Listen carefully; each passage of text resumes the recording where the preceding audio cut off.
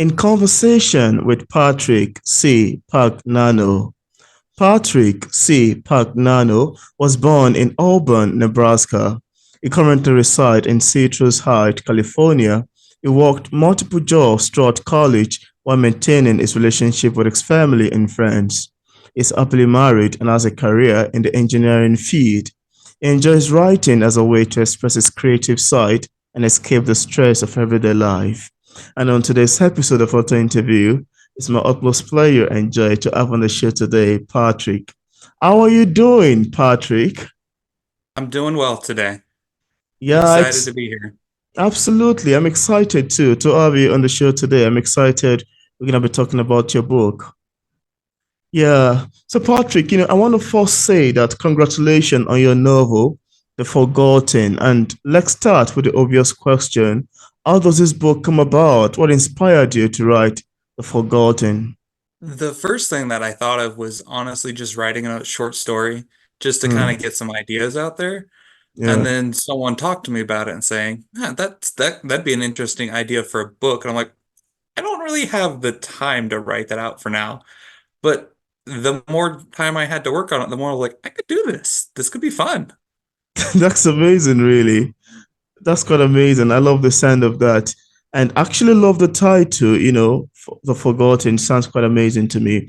And now, for readers who haven't read the book yet, and without giving much information away, could we have a sneak of what we'd expect in terms of teams picking up The Forgotten? And also, how did it came up with the title?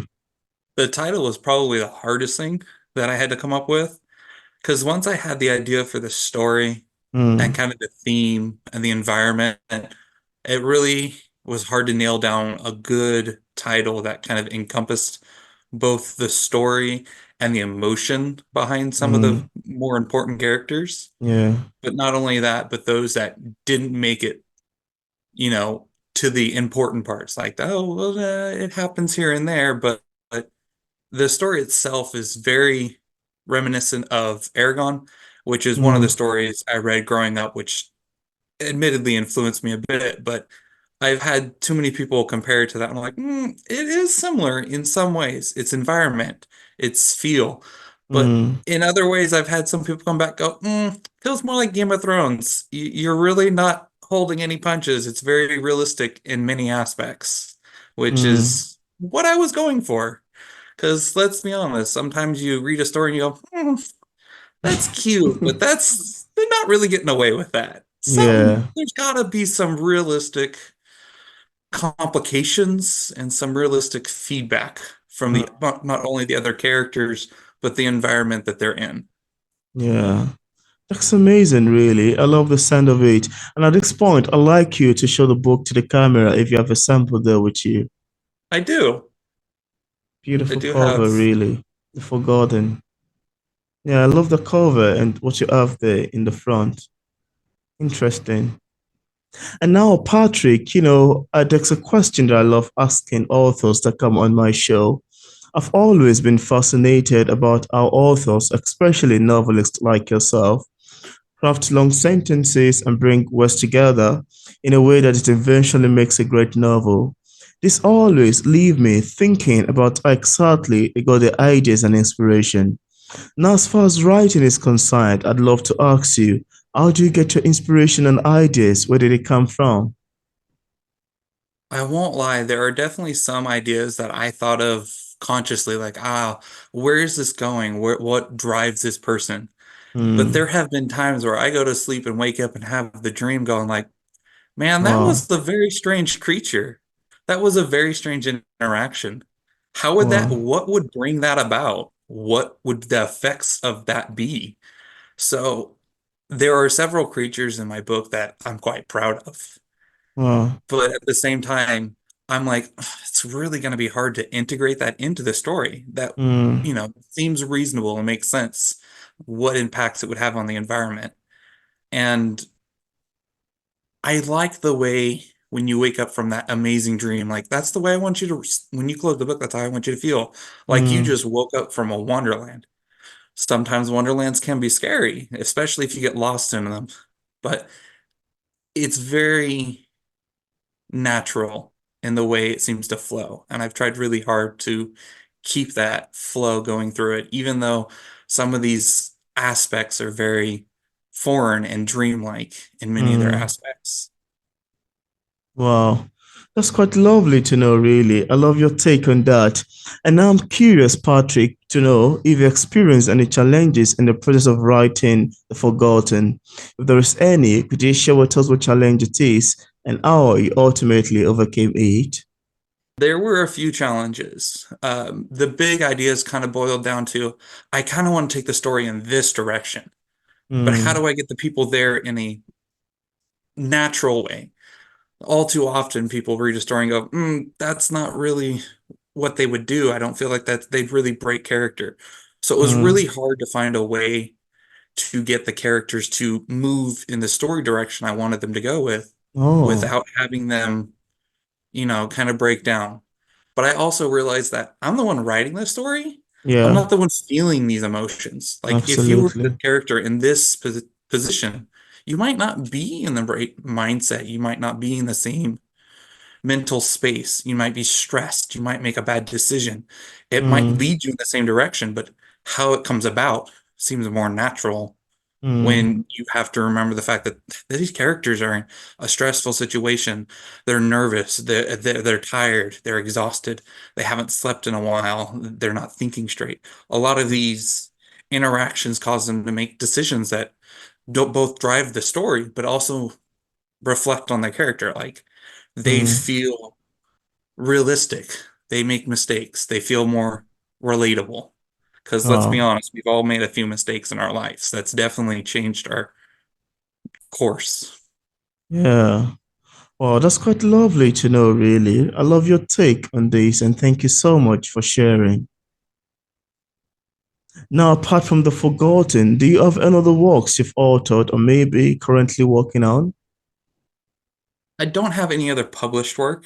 I am following up on the sequel to this story Wow. because once I got it written, I was like, I want to keep going with this. Like, I got too invested. Like, the story isn't over yet. I don't feel like it's quite complete. It's Mm, definitely to a landmark, a noticeable landmark by the end of the story. Things have happened. People have been established. mm, Myths are being made, but I don't feel like it's over yet. So I wanted to keep going on that. So I'm still working on the second book. wow. And though I've got a rough idea of where it's gone, it still needs a bit of work. Wow. Wow, that's quite lovely to know, and I hope that goes on successfully. Hopefully, when that is up, we'd love to have you back on the show to talk about it. That would be great, really. I'd be as excited to talk about it. Yeah. Now, could you tell us, Patrick, what publishing is like for a published author like yourself? Are there any challenges you've encountered ever since you got published? Also, how do you handle criticism as a writer, especially the negative ones? Well, publishing is a little bit longer than I expected to be. I feel like it almost took as long to get the book published as it did Oh, to get the story written. But as you go through the steps, you realize you got to be more patient. I feel like I rushed the first book a little too much. I should have been a little more patient and oh, taken a little more details to make sure things were going smoothly, which led to a couple bumps on the way. But overall, it was an enjoyable process. As for wow. the critiques, well, you're going to get critiques on everything you're going to get. I Absolutely. I definitely had a few friends that I said, "Hey, um, be as brutal as you can. I want to know, and I see the good side because I want to see the good side, but I need to see the bad side to this to make it better. I can't fix a flaw if I don't know it's there." So Hmm. unfortunately, they did come back with a, "Hey, I don't know if you noticed this, but when you explain this here, um, I think you had a better image in your mind than the way you actually explained it." And I had to go back and go, "Oh yeah, I definitely see that where I wrote what I think what I wrote, but not necessarily Hmm. how it came out was quite the artistic Wow. explanation that I wanted it to be."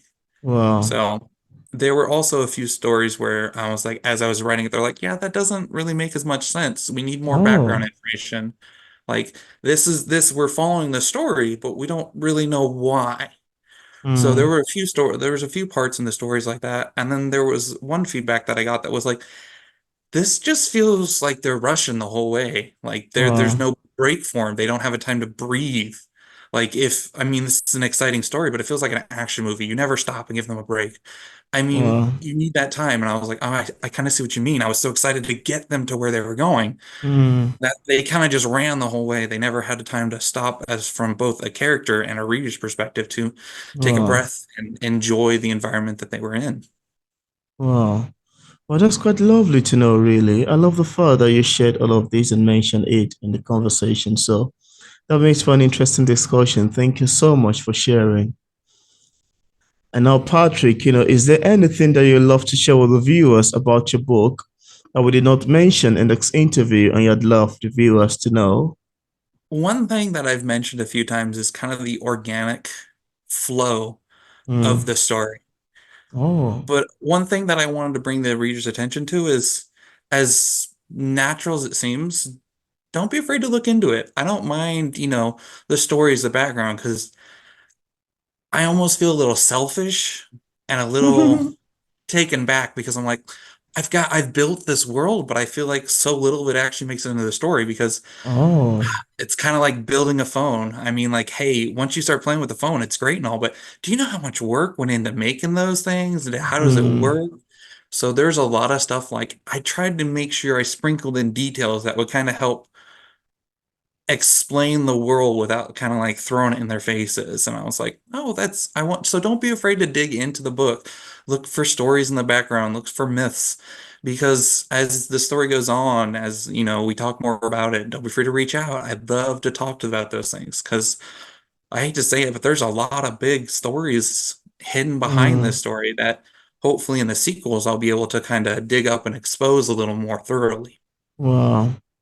That would be great, really. That would be great. That's quite amazing. And I would love to ask you, when do you think the sequel will be coming up? Do you have a planned time for it already? Don't have a date for it yet. I've kind of completed the first rough draft, Oh, but I'll be honest, that's probably the quickest part of the whole story because going back and making sure that everything makes sense, making wow. sure that those few moments of foreshadowing Mm, it actually makes sense, to make sure those foreshadows that I kind of sprinkled in there in the start, you know, came to fruition by the end of it, and make sure those mm, ones that I put in that didn't really kind of work out, make sure I kind of clean those up so you're not looking at something that's not there. wow. Especially considering I just mentioned that there's definitely some stories going on in the background. I want to make sure that I'm not giving any too many false herrings. Wow. That's quite lovely to know, really. That's quite amazing. And now, I wouldn't know if you have any sort of advice for upcoming writers who are yet to publish a book like yours. What would you advise people in this category? For those that want to write, enjoy it. I mean, there's definitely those of you that come into it and go like, "Hey, this is just something I'm good at." Yeah. And I'll admit, I'm not the best writer, but it was something I really enjoyed, something I could really make my own. And there's definitely flaws in it, I'm sure. Yeah, As more people get a hold of it, I'm sure I'll get more feedback and more like, hey, did you notice that this doesn't work quite as well as you thought it did? And absolutely. I'm probably going to hold off on publishing the second book till I get more of that. But Wow. for those of you that do want to do it, give your book to the guy that's going to hate it the most because he's going to not Mm, hold back. He's going to tell you everything that's wrong with it. yeah. And sometimes he'll come back and say, hey, this was a problem. And then you look at him and you smile and say, that's a problem for now. Mm, Wait until you read a little further. Wait until you get a little more out of it and see kind of what's going on. Because sometimes the problem can be a good plot hook or a story in and of itself. Hey, I mm, noticed so and so absolutely. really mentioned his, sister dying, but you never really bring that up. I'm like, have you ever tried to talk to someone about something like that? I don't think they're going to bring Wow. it up to you. If he brings it up, he's going to have to really open up to you first. That's not Wow. something that's going to organically come up with some stranger. Wow. So Wow. That's quite lovely to know, really. I love your advice, really, and I'm hopeful that viewers, including myself, would love to utilize it. Now, Patrick, in case you have some viewers who are currently watching this interview, I would like to get a copy of your book. On what platform is it available on for purchase? the easiest spot to find it is on Amazon. It is on Amazon, and you can look me up by the name The Forgotten or by my name. There is another Pagnano out there, so make sure you get Patrick C. Pagnano when you go to type that in for the search.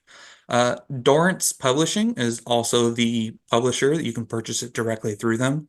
You Hmm. could probably order it through Barnes and Noble and a few other major books, but Amazon is usually the easiest The place to find best. it. Yeah, that's great. And I left a link in the discussion part of this interview where interested viewers can get a copy of Patrick's books directly on Amazon and also on other platform. So thank you so much, Patrick, for accepting the invitation to be featured on P English Literature. It's awesome having this conversation with you. It was great to be here, and thank you so much for taking the time to speak to me. I was excited Absolutely. to talk about it. I'm glad someone was here to listen. Yeah, it's my pleasure as well. It's also we can do this.